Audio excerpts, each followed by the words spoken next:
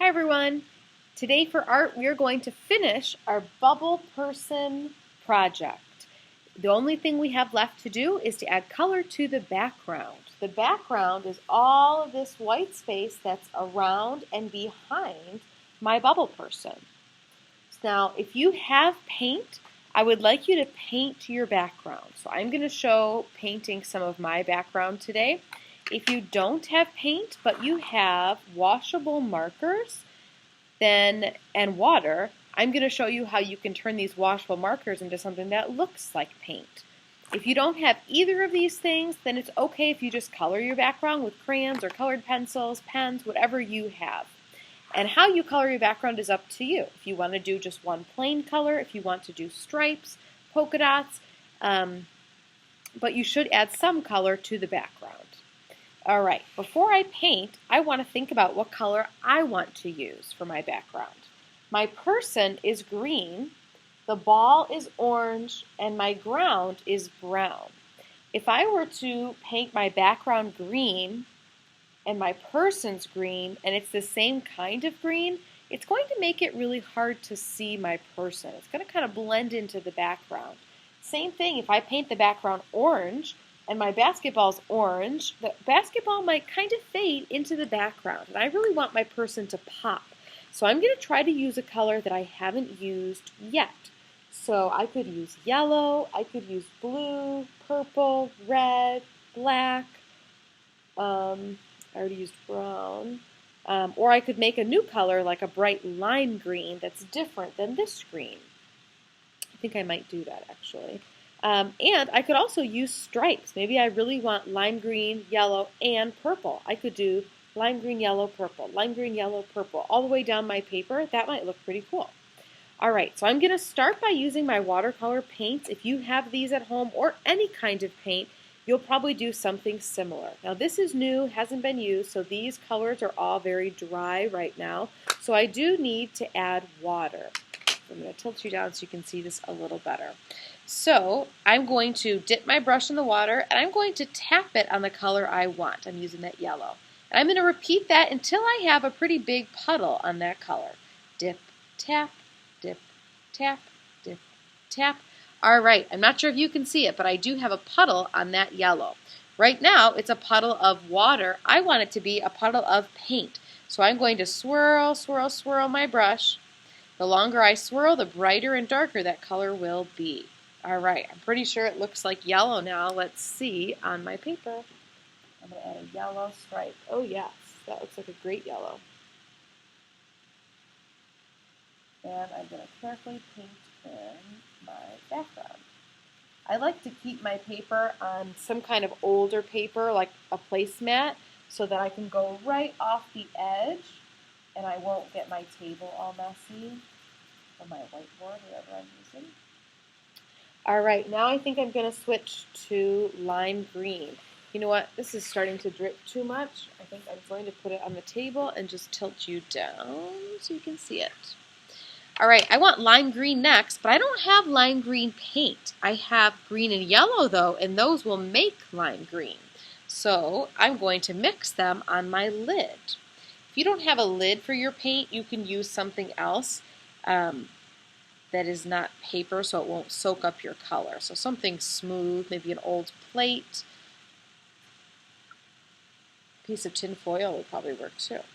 All right, I rinsed my brush off because I'm going to get a new color. I'm going to swirl my green, tap it next to my yellow. When I think I have enough of both, then I can mix them together. Ooh, and I'm loving this color. All right, my lime green. So now I can paint with this lime green for my next stripe on my paper. If you want to just have one solid color for your background, that is fine too. Remember Keith Haring, the artist we looked at when we first started this project? His backgrounds all had one color,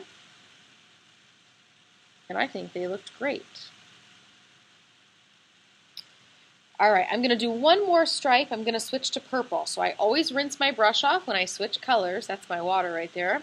And then I can do dip, tap on the purple, swirl my brush, and then I can paint purple. If I want it darker, I'm going to swirl it a little longer, and then it's a little bit darker. I'm trying to carefully paint around my objects, like my basketball hoop, my person, and my basketball. All right, now I could keep going and I could paint yellow, lime green, purple, yellow, lime green, purple, all the way down. But I want to stop because I want to show you what to do if you have washable markers but you don't have paint, and how you can turn them into a type of paint. So I think I'll switch to orange now, and I think it'll be okay because I'm doing the orange down here, so it won't be touching that orange basketball. Now with the washable markers, you're going to color a little bit on the area you want to have that color. And it's okay if you color a little bit messy like I am. So see how there are still white spots showing? Normally when I color, I don't really want those white spots, but since I'm going to add some water, those few white spots are okay. So now what I'm going to do is I'm going to take a paintbrush and water. If you don't have a paintbrush, you could use something else that is soft, like a Q-tip, or maybe you have like an old rag you can use to dip in the water and kind of spread the water out. But see what I'm doing? I just dipped it in water and then I'm rubbing my wet brush on top of the marker, and since it's washable, it is turning into a type of watercolor paint. The more I rub, the more those lines that we're showing before disappear.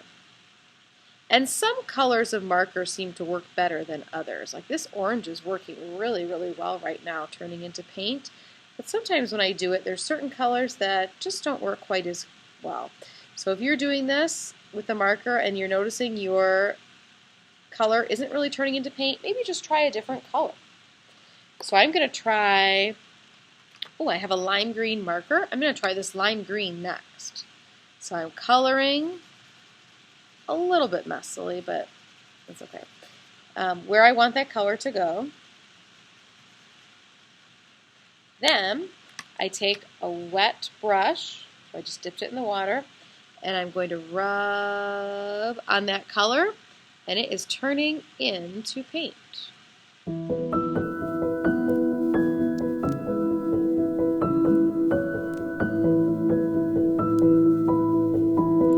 Alright, I just finished painting my background. It's still wet, but I used a combination of my watercolor paints and marker with water to turn it into watercolor paints.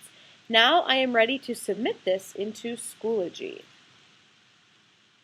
I'm now back on Schoology where I watched this video, where I saw the steps, and where I saw how I was going to be graded. I finished my artwork, so it's time for me to turn it in. This week, we're turning it in as a discussion. That way you can see everyone else's artwork too. So I'm going to turn it in, I'm going to see my picture here. I'm going to click where it says write a comment. Then I have a couple choices. I need to include a picture or a video of my artwork. So I could hit the microphone, audio, video, and I could take a video of my artwork. You don't have to be in the video if you don't want to. Stop recording. And I could just insert that video. So now when people see that, they'll see my artwork. Or if you'd rather not do a video, you could just take a photo this week. So I took a photo of me holding that artwork already on my computer. So that means I'm on the same computer right now. So when I click File, I should be able to see that picture that I took. I think I took it yesterday. There it is. So I'm going to click the one that I took, hit Open, and then I could just attach that photo. You will need to type something in order to click Post. So what you type is up to you. It could be, hi, my name is Miss Bruce, or it could be, here is my bubble person artwork. And then I'm just waiting. There we go. Now I can click Post. And look, everyone can see my photo, or they can click here to see the video. And in a second, that video will show up after it loads. Now, after you post your artwork, you're not done this week. There is something else. See right here? You get 2 points for commenting on another person's artwork telling them what you liked about it. So that means it's something positive about their artwork. Now, I want to show you this, but nobody else has submitted yet, so I'm just going to comment on my own. When you do this, I don't want you to comment on your own. I want you to comment on someone else's, but I'm just going to show you on my own since no one else is here yet. So after you submit yours, you'll need to scroll down to someone else's in your class, someone's that you really like. Then you're going to click the word reply, and you're going to type something that you like about their artwork. So I might say this: I like how you painted the background with so many bright colors. And then click post reply. And now that student can see what you liked about their artwork, and hopefully that makes them feel good because they tried their best on their artwork. Remember, we're not saying anything that's not nice about someone's artwork. We're only saying something that we liked about it. And that can be anything. Maybe you like the colors they used. Maybe you like the way they drew it. Maybe you like the pose they had their person doing. Maybe they had a really creative solution for something. Or maybe they drew more than one person and you like how they have more than one. Whatever you like, you're going to type under someone else's artwork, and you will get 2 of your points just by doing that. Once you've posted your artwork, a picture or a video, and you've commented on someone else's saying what you liked, then you're all set for this week.